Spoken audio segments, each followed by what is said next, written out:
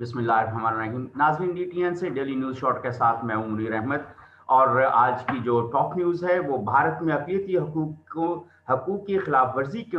خلاف اقوام متحدہ کی جنرل اسمبلی میں سعودی عرب نے قرارداد پیش کر دی اور تقریباً 20 ممالک نے اس کو کو اسپانسر کیا. اس کے اوپر ہم تفصیل سے بات کریں گے.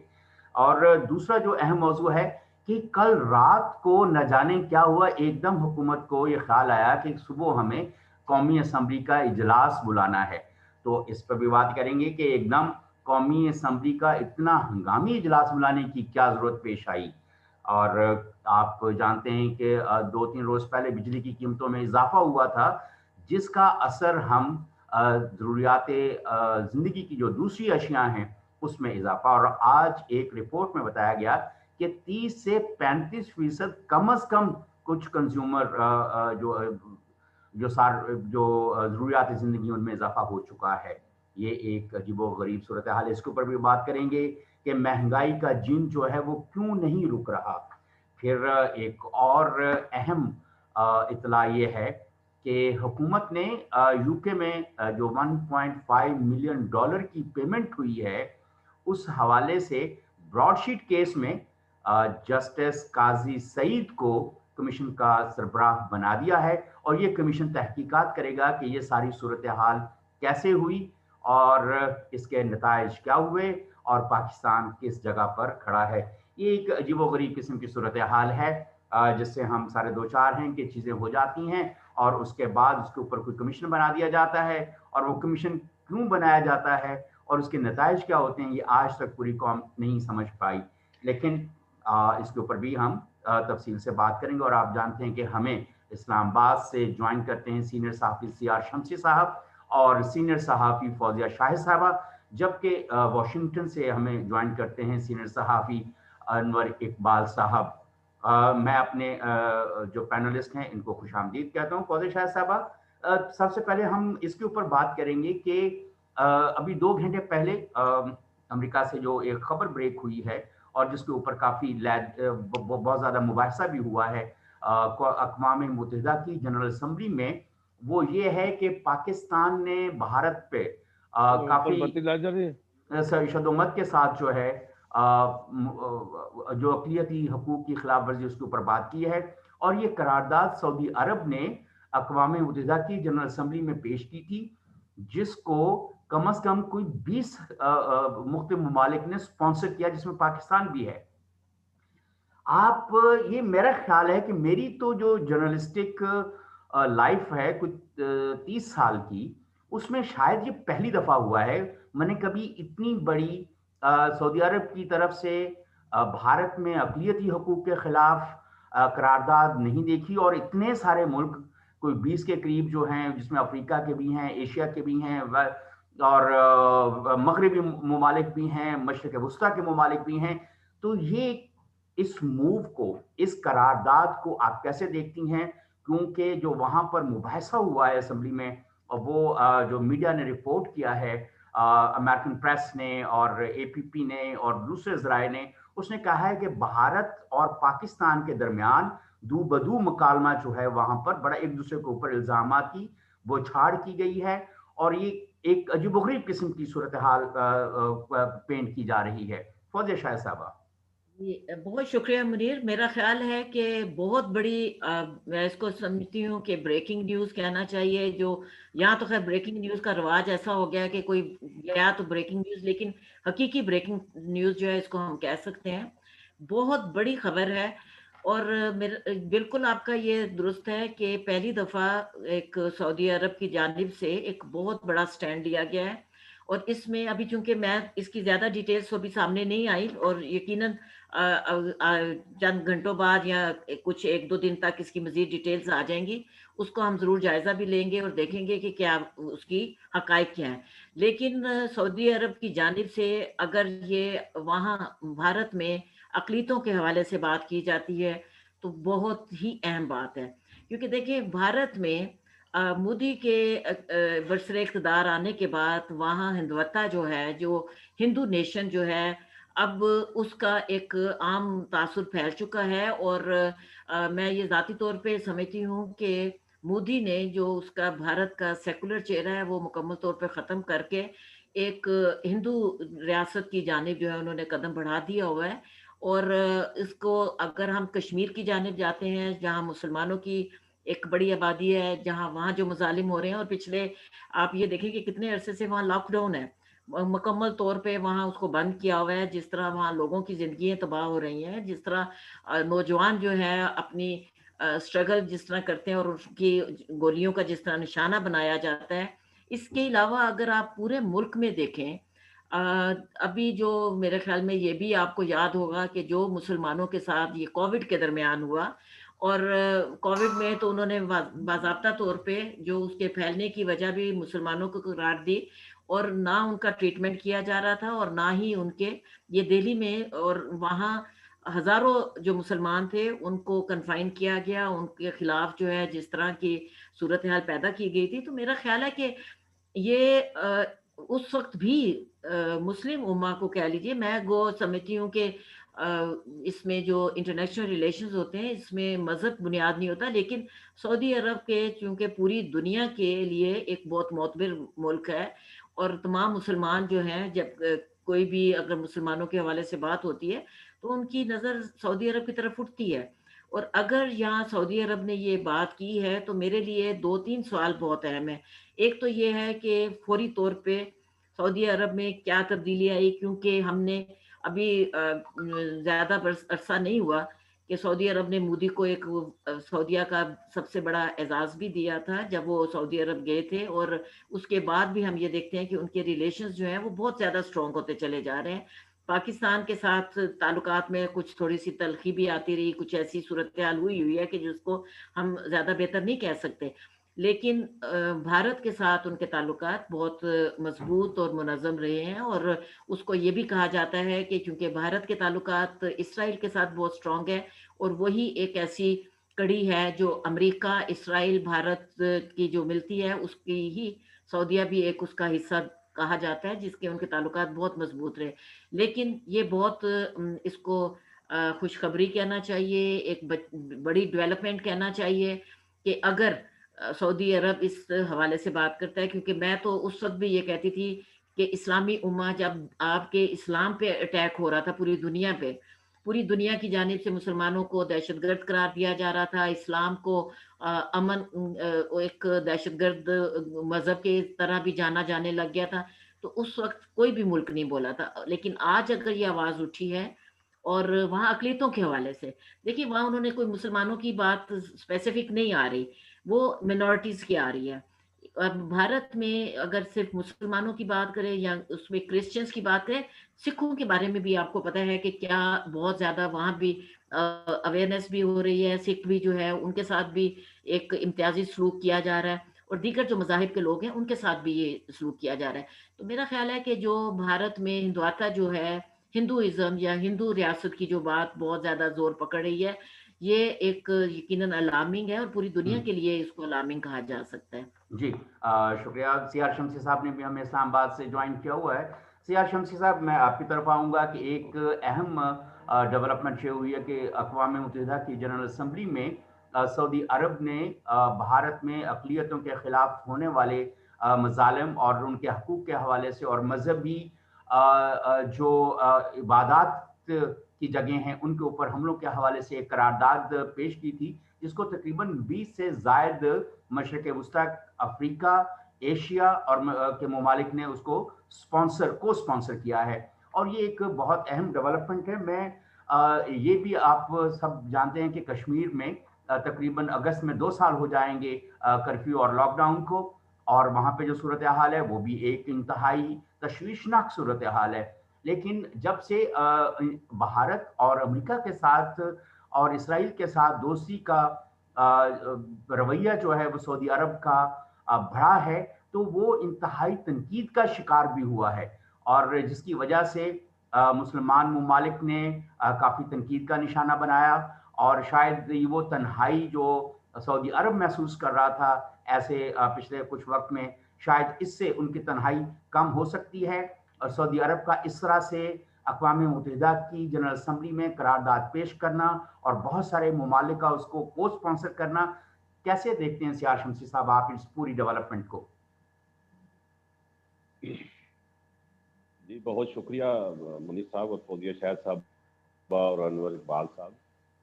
मैं समझता हूँ कि जी आपके प्रोग्राम में मैंने 2 या 3 दिन पहले एक बात की थी जब अमेरिका में तब्दीली आई है और सदर जो बाइडन ने अपनी जो पहला खिताब किया है और जो बड़े अहम एक आर्डर किए हैं एग्जेक्टिव आर्डर के जरिए, उन्होंने सबसे पहले एक जो आर्डर किया है वो कोई 11 के करीब इस्लामी ममालिक थे जिन पर सदर ट्रंप ने पाबंदियां लगाई हुई थी। और मैंने आपके प्रोग्राम में ये कहा था कि अब बहुत सी तब्दीलियां रूनुमा होंगी क्योंकि सऊदी अरब को या भारत को जो सदर ट्रंप की एक बहुत खुली हमायत हासिल थी, वो न सिर्फ मुल्कों को उनको दोनों को हमायत हासिल थी बल्कि जो इंसानी हकूक की खिलाफ वर्जियाँ भारत कर रहा था उससे भी चश्मपोशी की जा रही थी। और अमेरिका में जो नई तब्दीली आई है और उन्होंने इंसानी हकूक के हवाले से जो एग्जेक्टिव आर्डर जारी किया है, मैं समझता हूँ ये उसके असरात हैं। और सऊदी अरब जो हालिया बरसों में या ये पिछले 2-3 सालों में जो उसके दाखिली तौर पर जो तब्दीलियां हुई हैं और वो लगता था कि इसराइल के साथ वो तामन बढ़ाकर जो अरब ममालिक हैं वो शायद कोई अपना मकाम बना लेंगे, तो मुझे ये लगता है कि वहाँ दाखिली तौर पर कोई तब्दीली ऐसी ज़रूर हुई है। और फिर जो अमेरिका में तब्दीली आई है उसके भी असरात आए हैं और सऊदी अरब ने ये महसूस किया है कि वो अगर चश्मपोशी करेंगे ज़मीनी हक़ाइक़ को कि भारत के अंदर मुसलमानों के साथ या दीगर अक़लीतों के साथ जो कुछ हो रहा है या मकबूजा कश्मीर में हो रहा है, तो वो उससे कट कर अपना एक जो मौक़िफ़ होता है किसी भी मुल्क का एक आलमी सियासत में, वो किरदार खो देंगे। मैं समझता हूँ कि सऊदी अरब ने बड़ा बरवक्त फैसला किया है और मुस्तक़बिल में मैंने आपसे यही भी कहा था कि आने वाले 6 महीनों में सऊदी अरब की जो एक सख्ती है उसके पाकिस्तान के साथ जो रवैया है वो ख़त्म होगा क्योंकि क्योंकि अमेरिका ने ईरान से भी पाबंदी उठाई है और पाबंदी उठाने के साथ साथ जो मायदा हुआ था वो भी वापसी बहाली की तरफ जा रहा है। तो इस करारदाद से यकीनन जो 2-3 मैं समझता हूँ मकासद हमें नज़र आते हैं या मुझे जो एक कश्मीर के या फ़लस्तीन के हवाले से भी एक बेहतर उनकी सपोर्ट में ये करारदाद एक अलामती से ही मुझे नहीं नज़र आता कि आगे चलकर कोई ठोस इक़दाम होगा, लेकिन सऊदी अरब ने एक सफारती मूव की है और इसके नतीजे में हो सकता है आइंदा चंद हफ्तों में पाकिस्तान के साथ भी एक जो शीदगी थी तल्लुकात में वो बर्फ पिघल सकती है। जी जी सियार शमसी साहब, ये यकीनन एक अहम डेवलपमेंट है और फौजिया शाहिद साहब मैं आप ही की तरफ आ रहा हूँ एक नए सवाल के साथ कि सियार शमसी साहब का ख्याल है कि शायद, लेकिन मेरा ये ख्याल है कि कभी भी जब अक़वाम मुत्तहिदा की जनरल असम्बली में बहुत सारे मुल्क किसी करारदाद को को स्पॉन्सर करते हैं तो उसका इम्पैक्ट डेफिनेटली किसी न किसी हवाले से ज़रूर आता है। क्या फौजिया शाहिद साहब हम ये उम्मीद रख सकते हैं कि हालांकि ये कमजोर ममालिक का गठजोड़ लगता है, एक को स्पॉन्सर किया है उन्होंने करारदाद को, यानी एक दूसरे के साथ मिलकर, तो do you think it would really impact and dent Indian diplomacy in the world as well as in the United nation? देखिए डेवलपमेंट ज़रूर ये है, लेकिन शमसी साहब का जो कहना है उससे थोड़ा सा मुझे इख्तलाफ है। ये करारदाद कोई रातों रात या आज ही नहीं आई, ये यकीनन कई माह पहले की होगी जी जिस पे अभी उस पे बात शुरू हुई है नहीं, और वो तो उसका बाकायदा एक पेश की गई है, उसके ऊपर डिबेट हुई है आज, ये जी अभी 2 घंटे जी पहले की खबर है कि और जी बहुत जी हार्श डिबेट हुई है पाकिस्तान और जी मैं इंडिया के वही अर्ज कर मंदूब रही के हूँ ऊपर इसी कि हवाले से। देखिए अभी अभी जो है इसको मैं ये नहीं समझती कि कोई बहुत बड़ी जो है डेवलपमेंट के हवाले से नहीं, लेकिन बहरहाल ये एक बहुत अहम चीज़ है और मैंने इस पे पहले भी 1-2 दफ़ा लिखा भी और मैं ये समझती हूँ और मेरा बार-बार ये इस पे थोड़ा-सा इसरार था کہ وہ جب اقوام متحدہ میں جاتے ہیں تو جب تک آپ مل کے کئی ممالک مل کے کوئی قرارداد یا مل کے وہ پیش نہیں کرتے اس وقت تک آپ کا انڈیویجول کا کوئی وہاں اثر نہیں ہوتا. تو یہ لابنگ جو ہے ابھی بھی اگر یہ جو قرارداد پیش کی گئی ہے ظاہر ہے اس کے نتائج کیا آتے ہیں اس کے لیے بھی ایک بہت بڑی لابنگ کی ضرورت ہے. اور میرا خیال ہے کہ اکراس دا بورڈ کیونکہ ہیومن رائٹ جو ہے صرف مسلمان ممالک میں نہیں ہوتا, ہیومن رائٹ جو ہے وہ بہت زیادہ ڈسکس کیا جاتا ہے یورپی ممالک میں. ہمیں اگر اس حوالے سے یہ تمام ممالک کو یورپی ممالک کے ساتھ اور دیگر جو ممالک ہیں جو بہت زیادہ ہیومن رائٹ کے حوالے سے بات کرتے ہیں, کیونکہ ابھی آپ نے چند دن پہلے دیکھا ہوگا کہ برطانیہ میں کشمیر کے حوالے سے بہت اسٹرانگ جو ہے وہ بات اس کی پارلیمنٹ میں کی گئی. تو وہاں بھی اس کو لابنگ کرتے ہوئے لے کے جانا چاہیے کیونکہ بھارت جو ہے بہرحال اس کی لابنگ بہت مضبوط ہے. ہمیں کوئی اس کو یہ نہیں سوچنا چاہیے کہ بھارت کوئی بہت اس ایک قرارداد سے کسی پہ اس کے بہت زیادہ اثرات پڑیں گے. بھارت کی منڈی, بھارت کی آبادی, بھارت کا رقبہ, بھارت کا جو بھی اس کی دیکھا جائے تو بلا شبہ وہاں غربت بہت ہے لیکن ایک بہت اسٹرانگ اس کی معیشت کے حوالے سے پھر بھی بات کی جاتی ہے. تو کہنے کا میرا مقصد یہ ہے کہ اس کو صرف ایک قرارداد سے ہم یہ نہیں سمجھ سکتے. موو اچھی ہے, تمام ممالک کا مل کے اس کو کرنا, شامل ہونا بہت اچھی بات ہے, لیکن اس کے ساتھ میں یہ سمجھتی ہوں کہ انہیں بڑی اسٹرانگ لابنگ کرنی پڑے گی. ظاہر ہے کہ اس میں آپ کی بات بالکل صحیح ہے کہ اس میں آپ کی بات بالکل بجا ہے, آپ کی بات کو انڈورس کرتے ہوئے بات کو آگے بڑھائیں گے کیونکہ جو مغربی ممالک ہیں ان کا اس کے اندر شامل ہونا بہت ضروری ہے کہ اگر افریقہ کے, ایشیا کے, مشرق وسطیٰ کے اگر کمزور ممالک یا چھوٹے ممالک جس کو ہم کمپیریٹیولی اسمال اکانومیز کہتے ہیں تو شاید وہ کوئی بہت زیادہ, لیکن پھر بھی سعودی عرب کا اپنا ایک بہت اہم رول ہے, وہ چاہے امریکہ کے ساتھ ہو, اسرائیل کے ساتھ ہو, مغربی ممالک کے ساتھ ہو, لیکن وہ ظاہر ہے کہ پچھلے کچھ وقت میں آئسولیشن کا شکار ہوا تھا سعودی عرب, تو شاید اس سے آئسولیشن سے باہر نکل کر, کیونکہ اس قرارداد کے اندر کوئی مسلمانوں کی صرف بات نہیں کی گئی بلکہ یہ کہا گیا minority rights and protection of religious places of the minority rights. تو یہ مطلب لفظ ہیں جو اس کے اندر استعمال کیے گئے ہیں. اور آپ سیاہ شمشی صاحب کی بھی بات بہت ویلڈ ہے کہ ظاہر ہے کہ یہ ایک قرارداد ہے اور اس کے اوپر بات ہونے سے کوئی بہت بڑی تبدیلی, لیکن ایٹ لیسٹ بہت عرصے کے بعد ہم نے ایک اہم اور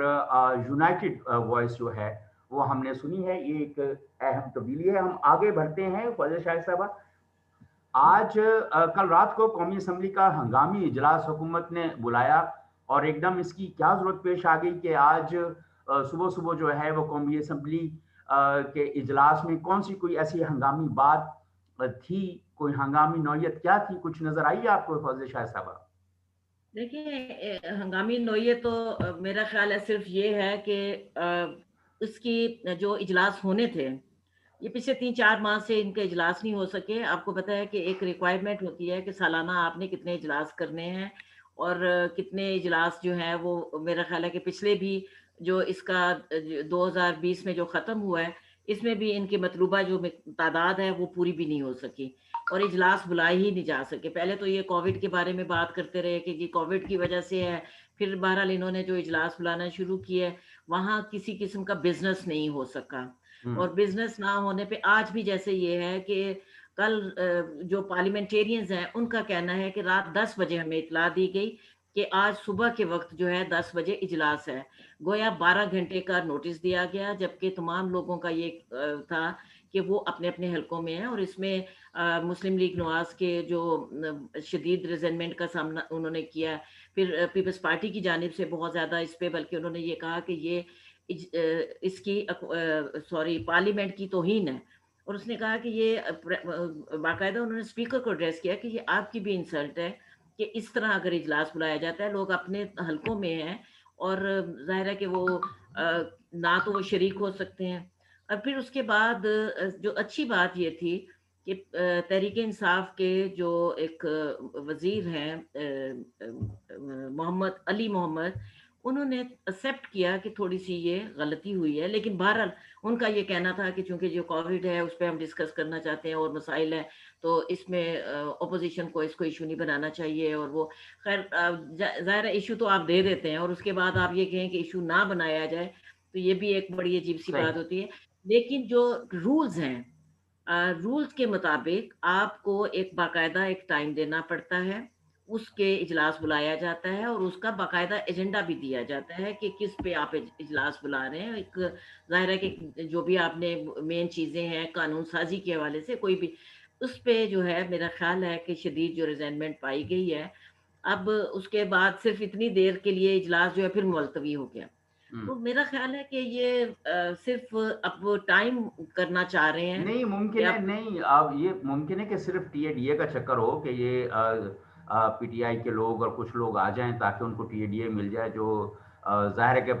नेशनल असेंबली का अपना एक बजट होता है जो जून से पहले पहले कंज्यूम करना होता है। तो बिजनेस हो या ना हो, बजट तो कंज्यूम करना चाहिए। सियाज शमसी साहब, क्या हंगामी कोई ऐसा कोई सूरत हाल थी कि इतना हंगामी इजलास बुलाया जाता? आपके नज़र में क्या पता आपके पास कोई ऐसी कोई खास खबर हो जिसकी वजह से बुलाया गया ये इजलास? जी देखिए जी, इसमें खास खबर वाली बात नहीं, थोड़ा सा गौर करने की ज़रूरत है जी। और चीज़ें नज़र आ जाएंगी। एक बात तो ये है कि हमारे यहाँ जो रूल्स हैं या तरीक़ाकार है या आइन है या ज़ाब्ता कार है, उसका तो कभी ख्याल नहीं किया गया। यहाँ हमारे जो फैसले होते हैं वो ज़रूरत के मुताबिक होते हैं। जब प्रेशर आता है तो हमें असम्बली भी याद आ जाती है, उससे पहले वहाँ ताले भी लगे होते हैं, गर्द भी पड़ी होती है, तो वो कोई नहीं पूछता। मैं ये समझता हूँ कि अभी मैंने इस पे डिटेल्स मेरी किसी से बात नहीं हुई, लेकिन मैं पिछले कुछ दिनों से देख रहा था कि हुकूमत जो है वो पूरी तरह अंडर प्रेशर आ चुकी है। खास तौर पर आपके ये जो 2 बड़े स्कैंडल्स आए हैं, एक इलेक्शन कमीशन के बाहर जो मुजाहरा हुआ है फॉरेन फंडिंग केस वाला, और फिर जो बोराट शीट वाला केस चल रहा है। तो उस इसके साथ-साथ जो हुकूमत के जो दाखिली तौर पर, क्योंकि कोई कारकर्दगी या काम की जो एक होती है या डेवलपमेंट होती है मुल्क में, वो नहीं होती नज़र आ रही। उस प्रेशर्स में किसी ने क्योंकि वज़ीर-ए-आज़म इमरान खान की ये आदत है कि वो उनको जो भी कोई मशवरा मिलता है या कोई आखिरी वक़्त में कान में एक फूंक मारी जाती है, तो उनको एहसास होता है वो अच्छा ये भी कर लेना चाहिए। तो उनको ये भी बताया गया होगा कि जब आपने धरने दिए थे और अब उसके नतीजे में उस वक़्त की जो अपोज़िशन ने जिस तरह पार्लियामेंट का मुश्तरका इजलास बुलाकर उन धरनों को नाकाम बनाया था, आप भी पार्लियामेंट को इस्तेमाल करें। वो दिल से करते हैं या नहीं करते, लेकिन वो अपनी ज़रूरत के मुताबिक ये इजलास बुलाया गया। और जहाँ टीएडीए का मसला है, मैं नहीं समझता कि ये इस खाली मसला टीएडीए का है। इसमें हुकूमत जो प्रेशर में है इस वक़्त, उससे निकलने के लिए इजलास बुलाया गया होगा। अब इस इजलास में क्या होता है, अपोज़िशन आती है, क्या बहस होती है, एजेंडा क्या है, क्योंकि अभी तक इसका एजेंडा वाज़ेह नहीं है। कोविड-19 का जो बात की जा रही है, ये तो अब बहुत इस पे ताख़ीर हो चुकी, वो सही। मामलात बहुत आगे बढ़ चुके हैं। मैं ये देख रहा हूँ कि दुनिया में जो तब्दीली आई है, जो इससे पहले मौजूद था आपका सऊदी अरब को भी अचानक इंसानी हकूक़ याद आए हैं, अक़लियतों का दर्द महसूस हुआ है, कश्मीरियों का भी दर्द महसूस हुआ है। तो ये कोई अचानक नहीं होता, ये इसके हालात का जबर होता है कि आप जो नहीं करना चाहते वो आपको करना पड़ता है। तो मैं समझता हूँ कि ये हुकूमत की तरफ से एक दबाव का नतीजा है कि उसने पार्लियामेंट का इजलास बुलाया है ताकि कोई तवज्जो हट सके इशूज़ से। लेकिन मैं नहीं समझता कि जब तक कोई ठोस एजेंडे पर बात हो या ये जो बड़े-बड़े मामलात इस वक़्त चल रहे हैं, बज़ाहिर आपको खामोशी नज़र आती है। पीडीएम में भी थोड़ी-सी वो उस तरह का अग्रेसिव बज़ाहिर नज़र नहीं आता, लेकिन पीडीएम मैं समझता हूँ अंदर से मजबूत है और बड़ी वो कदम-कदम आगे बढ़ रही है और हुकूमत के गिर्द घेरा तंग हो रहा है, हुकूमत दबाव में आ रही है और इस वक़्त کاش پارلیمنٹ کا اجلاس وہ پہلے بلا لیتے, وہاں معاملات ڈسکس ہوتے, لیکن اب انہوں نے یہ کیا ہے تو ہمیں اس کو ایک اچھا پازیٹیو بھی دینا چاہیے, اور اپوزیشن کو بھی وہاں جا کر بات کرنی چاہیے اور لوگوں کی بات کرنی چاہیے کہ اس وقت لوگ جو ہیں وہ شدید مشکلات کا شکار ہیں. لوگوں کی بات بے شک کرنی چاہیے, پارلیمان کے اندر بھی کرنی چاہیے, اور مختلف جہاں پہ بھی موقع ملے وہاں پہ ہمیں عوام کی اور لوگوں کی بات ضرور کرنی چاہیے. ایک 2-3 روز پہلے آپ ناظرین آپ نے دیکھا ہوگا کہ بجلی کی قیمتوں میں اضافہ ہوا, جس کے بعد ایک دم آج جو ایک رپورٹ میں کہا گیا کہ 30 سے 35% بعض جو اشیاء ضروریہ ہیں اس میں اضافہ ہو چکا ہے. واضح شاہد صاحبہ, کوئی رپورٹ آپ کی نظر سے ایسی بات گزری ہے یا یہ میڈیا میں کوئی اس کے بارے میں جو بات ہو رہی ہے؟ دیکھیں یہ ماہرین کا جو ایک عام اندازہ ہے, پہلے ہی پاکستان میں انفلیشن بہت زیادہ ہے اور اس وقت بجلی کی قیمت میں اضافہ یہ حل نہیں تھا, کیونکہ یہ جو جس کو سرکولر ڈیٹ کو کم کرنے کا یہ انہوں نے کچھ اس قسم کی پالیسیز بنا دی ہیں کہ سرکولر ڈیٹ جو ہے وہ کم ہونے کی بجائے وہ بڑھتا چلا جا رہا ہے. تو ابھی اس وقت یہ جو جواز بنایا گیا ہے اس کا کوئی جواز نہیں تھا, لیکن جب بجلی کی قیمت میں یا پیٹرول کی قیمت میں اضافہ ہوتا ہے تو تمام اشیاء ضروریہ جو ہیں ان کی قیمتوں میں خود بخود اضافہ ہو جاتا ہے. آج یہ جو اس کی جو سب سے اہم کنزیومر گڈز کے حوالے سے جو رپورٹ ہوتی ہے اسٹیٹسٹیکل ڈویژن کی, اس کی بھی جو رپورٹ ہے اس کے مطابق جو آپ کی تمام اشیاء خوردنی ہیں ان میں بہت, اگر دالیں ہیں یا چینی ہے, چاول ہے, آٹا ہے,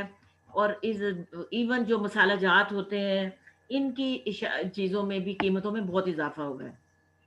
صبح میں دیکھ رہی تھی ایک وہ چل رہا تھا کہ وہ یوٹیلٹی سٹورز کی جو اشیاء جس کو کہا جاتا ہے کہ کچھ کم قیمت پہ دی جاتی ہیں, میں اس کو کیونکہ زیادہ جج نہیں کر سکی, دیکھ نہیں سکی, لیکن میرا اپنا جو اندازہ ہے کہ یہ بالکل ایک آئی واش ہے کہ یوٹیلٹی سٹور پہ کوئی کم قیمت میں ہوتی ہیں. آج صبح ایک بڑی عجیب قسم کی تھی کہ وہ جو سرخ مرچ ہوتی ہے 100 گرام کے بارے میں لکھا ہوا تھا کہ 50 روپے اس میں بڑھا دیے. اب 100 گرام کا مطلب یہ ہے کہ وہ آپ کی پاؤ سے بھی کم ہے, کیونکہ 250 گرام جو ہے وہ ایک پاؤ بنتی ہے, تو یہ آدھ پاؤ سے بھی کم ہے, کیونکہ 100 گرام ہوگی تو آدھ پاؤ بنے گی, تو اس پہ آپ نے 50 روپے بڑھانا جو ہے میری سمجھ سے بالکل الگ ہے. پھر اس کے ساتھ ساتھ یہ ہے کہ دالوں کے حوالے سے تمام دالوں کی آج جو ان کی اپنی یہ سرکاری اسٹیٹسٹیکل ڈویژن کی رپورٹ ہے, جو آپ کو پتہ ہے کنزیومر انڈیکس جو ہوتا ہے سی پی آئی ہے یا یہ ان کا جو آیا ہے, اس کے مطابق یہ تمام دالوں کی قیمتوں میں ہر دال پہ 3 سے 4% روپے جو ہے اضافہ ہوا ہے. یہ کلو کی بات ہوتی ہے, اس میں ظاہر ہے آپ دیکھ لیں. پھر کوئی ایسی جو ہے چیز نہیں ہے سوائے ایک 2-4 سبزیوں کے حوالے سے ہے کہ ان کی قیمتوں میں کوئی کمی ہوئی. وہ بھی یہ ہو جاتا ہے کہ جب آپ کا سیزن ہوتا ہے تو وہ ایک آٹومیٹک چیزوں میں تھوڑی سی کم ہو جاتی ہے قیمت, اور اس میں کوئی گورنمنٹ کا اس میں کہیں عمل دخل نہیں ہوتا کہ اس میں کم کرنے میں کوئی ان کا ہاتھ ہو. اب پچھلے ایک ہفتے میں آپ یہ دیکھیں آٹے کا جو توڑا ہے اس کی قیمت میں اچانک جو ہے 60 روپے اضافہ کر دیا ہے, اور پہلے ہی انہوں نے یہ کر دیا ہے کہ 20 کلو کے آٹے کو 15 کلو پہ لے آئے ہیں. جو 20 کلو کا آٹا تھا وہ 850 کا تھا, اب 15 کلو کا آٹا جو ہے وہ 1200 کا کر دیا گیا ہے. تو یہ ایک سمجھ میں نہیں آتا کہ کس کو بے وقوف بنایا جاتا ہے. چینی کے بارے میں چند دن جب ان کے جلسے جلوس ہو رہے تھے تو وہ آئی واش کے طور پہ تھوڑے دن کوئی 88 کے قریب قیمت آئی چینی کی, وہ بھی آپ نے 100 سے زیادہ کر دی ہے. آپ نے لوگوں کا جینا جو ہے نا مشکل کر دیا ہے. بالکل صحیح, اب بالکل ہر جو چیز ہے کوئی ایسی چیز نہیں ہے کہ جس کو آپ یہ کہہ سکیں کہ جو تھوڑی سی کنٹرول میں ہو یا بہتر طور پہ اس کو آپ کر رہے ہوں. تو یہ میں ذاتی طور پہ سمجھتی ہوں کہ گورنمنٹ کو ایک بیڈ گورننس کی جو بات کی جاتی ہے وہ مجھے بہت افسوس سے کہنا پڑتا ہے کہ یہ حکومت جب بنائی گئی تو اس میں انہوں نے کوئی ایجنڈا اس کو نہیں دیا. اب ایک وین ہوتا ہے, اس حکومت کے پاس کسی قسم کا وین نہیں ہے, کیونکہ جو لوگ ابھی آ رہے ہیں خود پرائم منسٹر کہہ رہے ہیں وہ سیکھ رہے ہیں, اکانومی کو نہیں جانتے, اکانومی کو جان رہے ہیں. میں تو نہیں سمجھ پا رہی کہ ہر اس پہ وہ منسٹری پہ جو انہوں نے منسٹر بنایا ہے اس کے مطابق آج بھی دیکھیں انٹیریئر منسٹر بنایا ہے, آج بھی وہ صبح آ کے وہ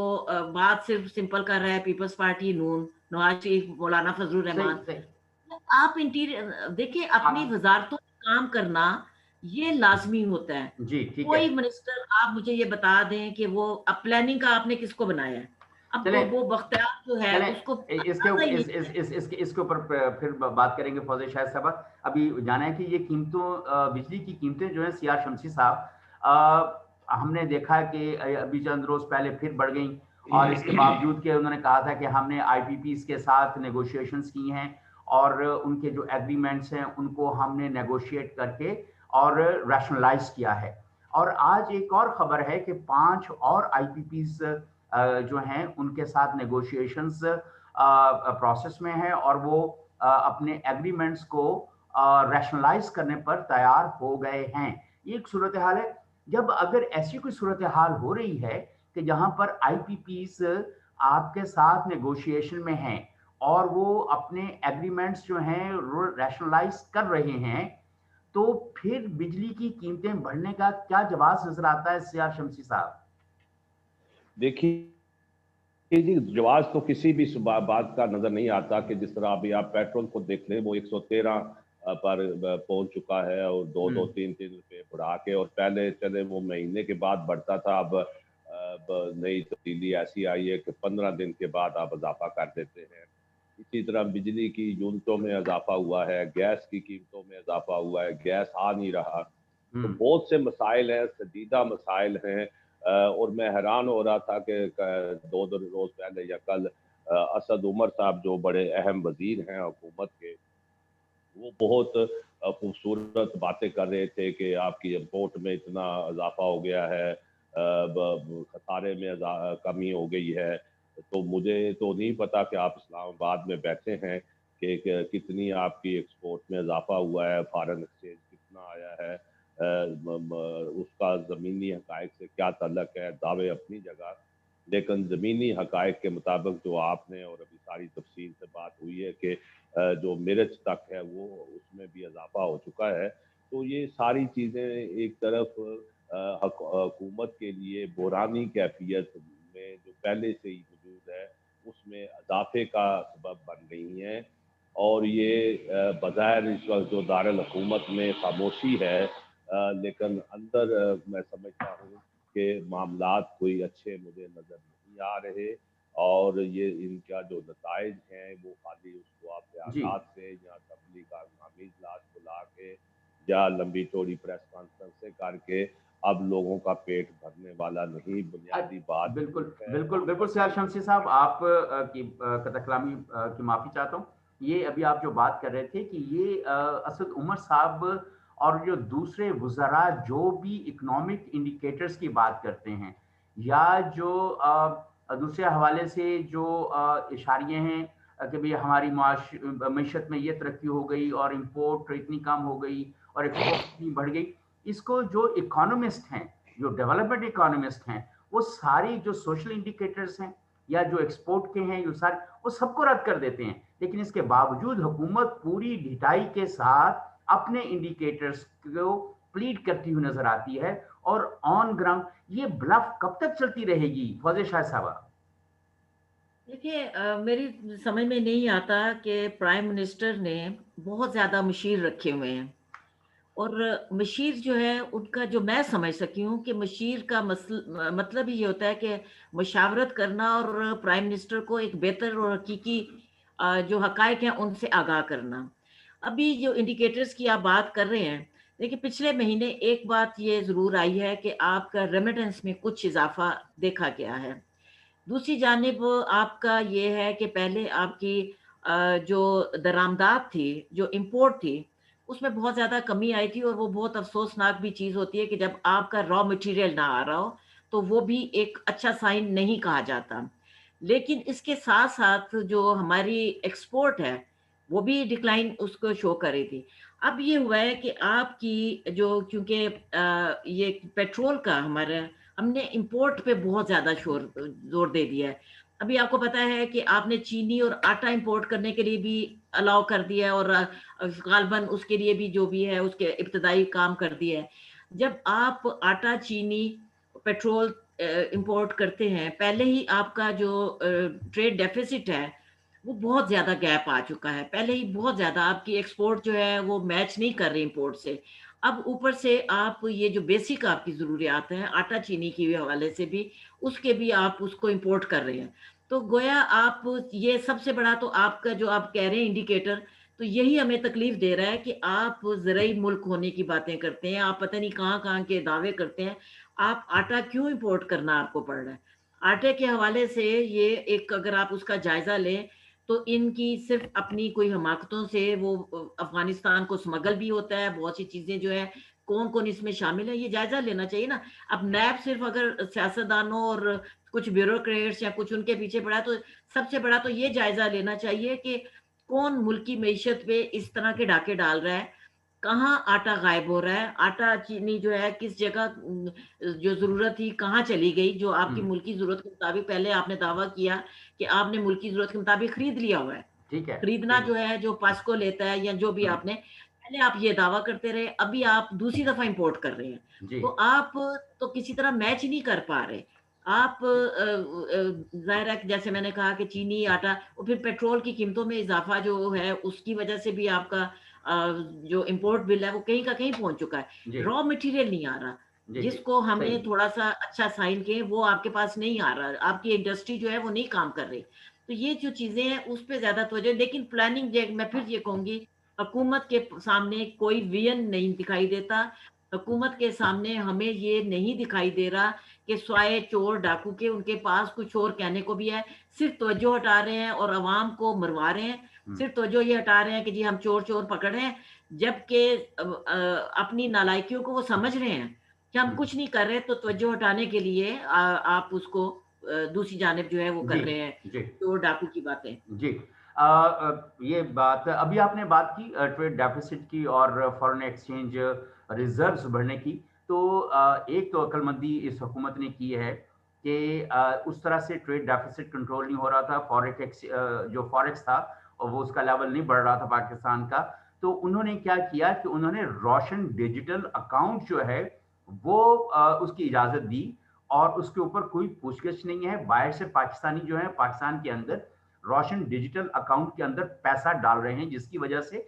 فوریکس جو ہے وہ ہمارا فارن ایکسچینج ریزروز جو ہیں وہ بہتر ہوئے ہیں. یہ اس وجہ سے نہیں ہوئے کہ ہماری جو امپورٹس ہیں وہ کم ہو گئی ہیں یا ایکسپورٹس بڑھ گئی ہیں. یہ ایک تھوڑا سا ذہن میں رہنا چاہیے کہ یہ نہیں منیر صاحب, نہیں سوری جی جی پلیز. ریمیٹنس کے بڑھنے کی بنیادی وجہ یہ ہے کہ اگر آپ اس میں دیکھیں تو بہت بڑی تعداد میں سعودی عرب سے اور دیگر ممالک سے لوگ جو ہیں ان کو کام اس کو پیک اپ کرتے ہوئے وہ آ رہے ہیں, جو پیسہ انہوں نے وہ ڈالا ہے. جی جی تو اس میں کوئی کسی قسم کا کسی نہیں کا بھی کوئی کردار نہیں ہے. نہیں دوسرا وہ بات صحیح ہے کہ اس سچویشن ایک کو کردار انالیسس کرتے ہوئے جو بھی تھوڑا اس سا وقت میری صورتحال بات تھی سنیے. کہ نہیں جو نہیں منیر صاحب میری بات سنیے. روشن ڈیجیٹل اکاؤنٹ کے اندر جو پیسہ آ رہا ہے وہ ظاہر ہے نہیں کہ وہ آپ جی وہ علیحدہ اس میں ہے, وہ دوسرا اس میں آ جاتا ہے, وہ اس کا اس کے ساتھ ریمیٹنس میں نہیں بنتا. لیکن جو سب سے اہم چیز آ رہی ہے وہ آپ اس کو کہہ سکتے ہیں کہ کنسٹرکشن انڈسٹری کو آپ نے مکمل طور پہ اس کو اتنا آزاد کر دیا ہے کہ اگر وہ اس میں بلیک منی بھی آتی ہے تو پوچھ گچھ نہیں ہوگی. جی بالکل اب صحیح. وہ اس کا کیا اثر ہوگا یہ ایک بہت بڑی اس کو جی سیار شمشی صاحب, آپ کچھ سیار شمشی صاحب سے بھی اسی حوالے سے بات کر لیتے ہیں کہ سیار شمشی صاحب یہ کوئی جیسے فوزی شاہد صاحبہ نے کہا کہ ٹریڈ ڈیفیسٹ اور یہ ساری جو میں اور فوزی شاہد صاحبہ بات کر رہے تھے ڈیجیٹل روشن ڈیجیٹل اکاؤنٹ, تو کیا کچھ صورتحال فوریکس کی بہتر ہوتی ہوئی اس طرح حوالے سے نظر آئی ہے آپ کو؟ کیا کہتے ہیں؟ دیکھیے جی, میں ابھی بڑی آپ نے اس پہ ٹیکنیکل چیزیں ہیں, یہ جو اعداد و شمار کی کہانیاں ہوتی ہیں یہ تو نہ عام آدمی کو سمجھ آتی ہیں اور نہ میں بھی عام آدمی ہوں, مجھے بھی آج تک سمجھ نہیں آیا کہ اس طرح کے اکاؤنٹس بنا کر آپ اپنی معیشت کو کیسے سہارا دے سکتے ہیں. اصل بات یہ ہے کہ کیا آپ اسی شہر میں اس ملک میں رہتے ہیں, آپ کو کسی شعبے میں کچھ جو آپ کی انڈسٹری بند پڑی ہے, چھوٹے کاٹیج جو انڈسٹری ہے وہ کم بند پڑی ہے کیونکہ بجلی کے ریٹس اور گیس کے ریٹس اتنے ہیوی ہو گئے ہیں کہ وہ اس کے ساتھ چلانا ان کے لیے ممکن نہیں رہا. میں اس بات سے اتفاق کرتا ہوں فوزیہ شاہد صاحبہ کی کہ حکومت کے پاس شاید جو ہے پلاننگ منصوبہ بندی کا فقدان ہے. اور اس پر جو کم دی جا رہی ہے. ایک آئی باش کے طور پر بہت سی چیزیں جو ہیں وہ بیانات اور پریس کانفرنسیں اور اپوزیشن کو اس کے معمول ٹارگٹ کر کے دن گزارے جا رہے ہیں. زمینی سطح پر میں سمجھتا ہوں کہ حکومت داخلی طور پر ایک دباؤ کا شکار ہے، جس سے نکلنے کے لیے اسے ایک حقیقی معنوں میں ایک سنجیدہ طریقے سے جو ادارے ہیں یا محکمے موجود ہیں، منصوبہ بندی کا محکمہ موجود ہے، وزیر موجود ہیں، اس پر توجہ دینی چاہیے. محض ڈنگ ٹپاؤ پالیسیوں سے آپ کا مسئلہ حل ہونے والا نہیں، نہ ہی اس سے آپ کا پاکستان روشن ہو سکتا ہے. چلیں اب ہم اگلے موضوع کی طرف چلتے ہیں کہ یو کے میں براڈ شیٹ کو جو $1.5 ملین پے کیا گیا اور جس کے بارے میں وہاں کی عدالت نے کہا تھا کہ یہ ایک فراڈولنٹ کیس تھا براڈ شیٹ کے خلاف، اور اب اس پہ حکومت پاکستان نے پہلے تو اس کو بہت اور طرح سے پیش کیا، پھر اب فائنلی اس کے اوپر انہوں نے ایک کمیشن بنانے کا فیصلہ کیا ہے، بلکہ اب ایک کمیشن بنا دیا ہے. جسٹس عظمت سعید کو اس کا سربراہ بنایا ہے. کیسے دیکھتی ہیں فوزیہ شاہ صاحبہ اس موو کو؟ دیکھیں، عصمت سعید جسٹس رہے ہیں لیکن اس پہ جو اعتراضات آگے ہیں، میرا خیال ہے کہ کمیشن آگے کیا چلے گا. وہ اپوزیشن نے بڑے اعتراضات کیے ہیں اس کے اوپر. صحیح ہے. یہ دیکھیں، دو اعتراضات بہت سنگین ہیں. ایک تو یہ ہے کہ وہ بینچ جس میں میاں نواز شریف کو نااہل بھی قرار دیا گیا، سیسیلین مافیا اور پتہ نہیں کیا کچھ جو بھی کہا گیا تھا نہیں تھا، میں اس پہ بحث میں نہیں پڑتی، لیکن وہ اس میں شامل تھے اس بینچ میں. دوسرا یہ کہا جا رہا ہے کہ وہ نیب کے پروسیکیوٹر بھی رہ چکے ہیں. تیسرا یہ کہا جا رہا ہے کہ وہ شوکت خانم کے بورڈ آف ڈائریکٹرز میں بھی ہیں. یہ تینوں ایسے اعتراضات ہیں کہ کوئی بھی جج ہو تو اس کو خود بھی وڈرا کر دینا چاہیے، اور اس سے اندازہ ہوتا ہے کہ یہ بھی ایک کمیشن جو ہے وہ بس یہ کہ ماضی میں یہ ہوا، فلاں نے یہ کہا، اس پہ کہہ کے تو یہ ختم ہو جائے گا. ماضی کی کیا کہنا چاہیے کہ اس کے اوپر ڈال کے کہ انہوں نے کیا، یہ جس طرح گورنمنٹ بار بار کر رہی ہے کہ ماضی کی حکومتوں کا ہے اپنی جان چھڑا رہی ہے، تو اس کا بھی مجھے لگتا ہے کہ کمیشن کا کہیں کوئی ڈیولپمنٹ نہیں ہوگی، کیونکہ دونوں جماعتیں جو ظاہر ہے کہ برسر اقتدار رہ چکی ہیں 2008 کے سے لے کے 2018 تک، تو یہ ظاہر ہے کہ 10 سال کا ایک عرصہ بنتا ہے. اور یہ جب ہم براڈ شیٹ کی بات کرتے ہیں تو یہ 2000 سے شروع ہو کے تو یہ مستقل ایک طویل عرصہ اس کا بنتا ہے، تو اس میں 10 سال بہت اہم ہیں، اس کو نظر انداز نہیں کیا جا سکتا کہ اس دوران اس کا سٹیٹس کیا تھا یا کس طرح وہ کام کر رہے تھے. تو میرا خیال ہے کہ یہ صرف کہہ دینا کہ اب آپ پیپلز پارٹی پہ ڈال دیں یا نون پہ ڈال دیں تو یہ درست نہیں ہوگا. تو ابھی آپ نے جو ادائیگی کی ہے اس کے بارے میں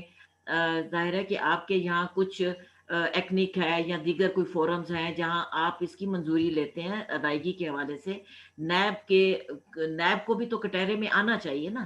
نیب کا